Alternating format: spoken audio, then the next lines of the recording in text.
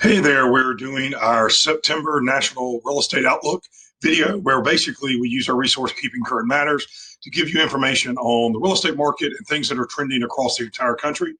On our other videos, we focus very much on the Athens area real estate market. So if you're interested in getting updates on real estate news, real estate market insights, and of course, homes for sale in the area of Athens, click subscribe and you'll get notified each time we post a new update. But this one's going to be some good news and some bad news, depending on what side you look at. But overall, the news isn't really that bad. The thing is, as our market is shifting and it's adjusting right now, we want to discuss exactly how that's happening and specifically talk about home prices and mortgage rates. Those are two of the big things. As we come in here to start the video, you can see we're going to talk about mortgage rate projections, and we're going to take a look back at what they've done because that's really been the story of 2022 in real estate is mortgage rates. That's really what's driven a lot of the activity and then the change in activity. So let me get my head out of the way again. Mortgage rates going back to, this is looking like January. So as you can see what they've done, and this was the big spike that we came up here. They went up, almost to 6%. And that's what we've seen is such a volatility. Look at how low to how high. And currently, this was at September 1st. We are tracking right at that 5.6 number. And, that feels like such a big number because it's so far from 3%. But traditionally, that's actually a pretty good interest rate. We just feel it so differently right now, considering what's all going on with inflation and everything. Now, these are the mortgage rate projections by some of the people that will follow, basically looking at Freddie Mac, Fannie Mae, Mortgage Bankers Association, NAR, and then averaging them out.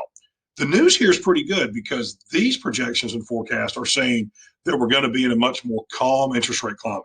Now, I was talking with a colleague this afternoon who kind of disagreed with that based on some news that they had read somewhere. The truth is, none of us really have a crystal ball. But if this holds true, it would make me pretty happy. There's part of me that thinks this has to happen for our economy. Otherwise, we could be heading in a very bad direction. But right now, basically, they're saying they're looking around 5.5 and staying in the fives, and then possibly even seeing another drop at the third quarter of 2023, which would be welcome for a lot of people. Here's a quote from Lisa Sturdivant, housing economist that they follow at Keeping Current Matters. After the end of the summer lull and as mortgage rates stabilize, we may see a return of buyers in a relatively strong fall housing market. I will say just today, this is like Monday the 12th, September 12th, the amount of showings and phone calls just picked right back up at our office for numerous listings. And it's sort of like this lull that happens August through Labor Day. So we're starting to see a little activity pick up from what has been a very calm 45 days. Now let's talk about home price appreciation because a lot of our sellers are having a battle right now of, am I priced right? Should it be taking 40 days? What's going on? And let's help people understand exactly what we're seeing in the market. Here is another quote from Mark Zandi, chief economist at Moody's Analytics. I don't think national housing prices will decline in a meaningful way, but there will be some price declines across the country. So let's sort of delve into that for us a little bit because there seems to be a confusion about what is appreciation slowing down versus depreciation. We're not really seeing any depreciation. So right here, this is appreciation year over year, looking back to January. As you can see, January, February, we're looking at 20%. This is comparing it the amount of appreciation from the same time last year.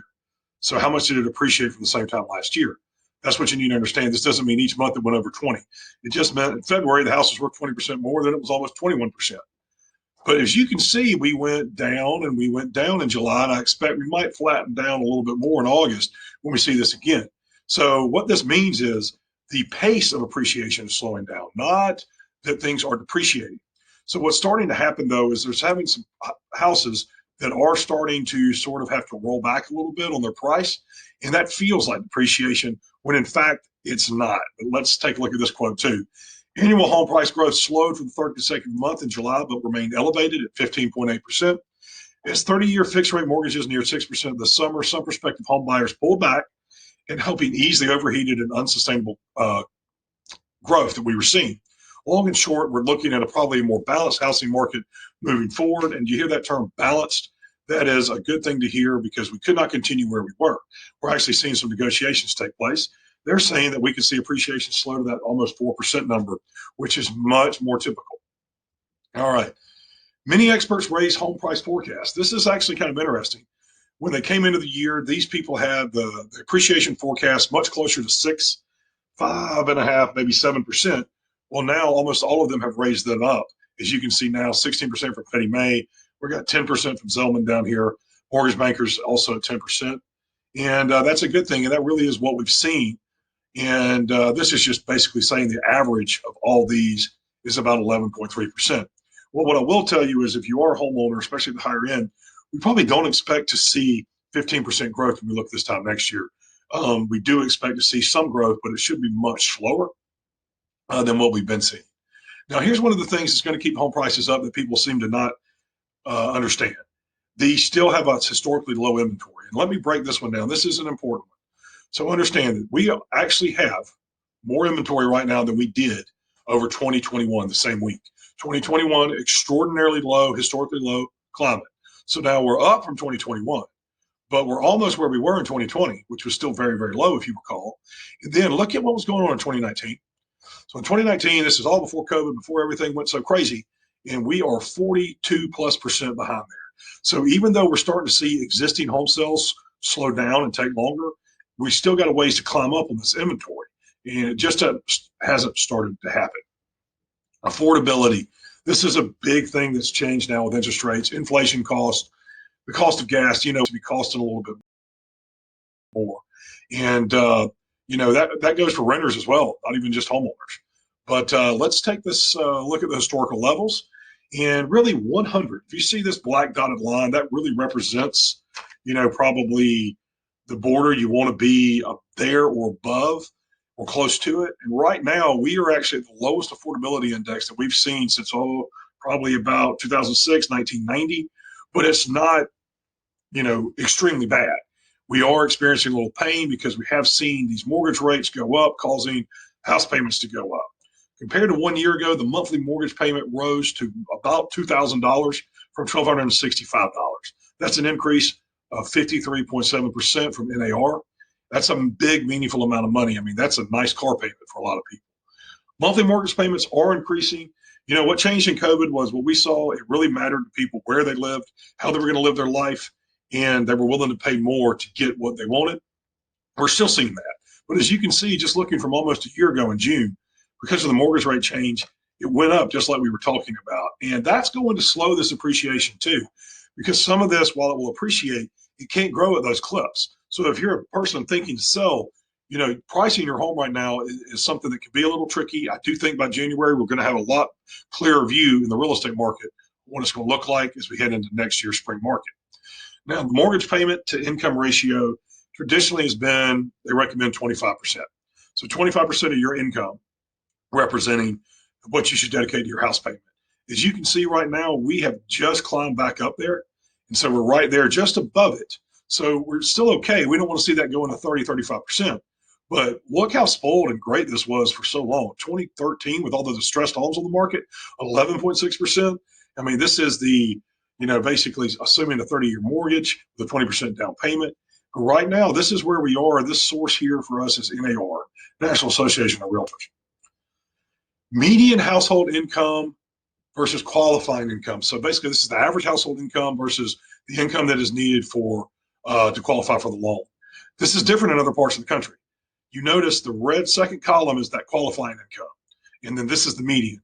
Where it seems to be a problem, obviously, right here, you look under my head, is out west. That's one of the reasons we're seeing some population shift to where we are in the South and other parts of the country is, the qualifying amount of money to buy a house there far exceeds the median.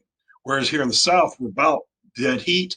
It's also very good in the Midwest and a little bit more stable in other parts of the country and not that bad nationally. But we have seen that make a little bit change in the qualifying income here. Now, 3 things buyers can do, because that's one of the things I want you to think about if you're a buyer and a seller, by the way, because if you're thinking about the market, there's more opportunity than you realize. So we have always advocated you need somebody that's more of an advisor and not someone that's just a Zillow person that you tap the button, they wouldn't open the door for you. You need to kind of start talking to your realtor ahead of time, even if you're planning to buy next year. One thing you can do, you can expand your search criteria, start looking in different areas. I've done that in my personal business because the market's been so tight. I've started to work in areas that I might not have worked as much before. And actually, it's been a really good thing, and good to see a lot of our agents doing the same. Explore alternate financing options. Now, I don't mean go down to the pawn shop or something like that. What I mean is you need to talk to lenders that have good products. We have a lot of lender partners that are here in our community that have different products. They can offer 100% financing, 97%, something that's not FHA. Sometimes they might have a 10-year adjustable rate mortgage that could get you at a lower payment. There's just a lot of options you can do that you need to be thinking of. And there's also some grants and gift funds as flexibility. Look for this website, downpaymentresource.com. That's something you can check out. Lastly, we're going to end this about 10 minutes. Thanks for sticking with us today for this long. Some of the news isn't great about affordability, but I do hope they're right about mortgage rates. That would be a good forecast if we can stay where we are and sort of keep things leveling a little bit. Here we're going to end with a quote from Ali Wolf, chief economist at Zonda. We are in a place where strategy, discussions, and planning are critically important to make sure we can thrive during these challenging times.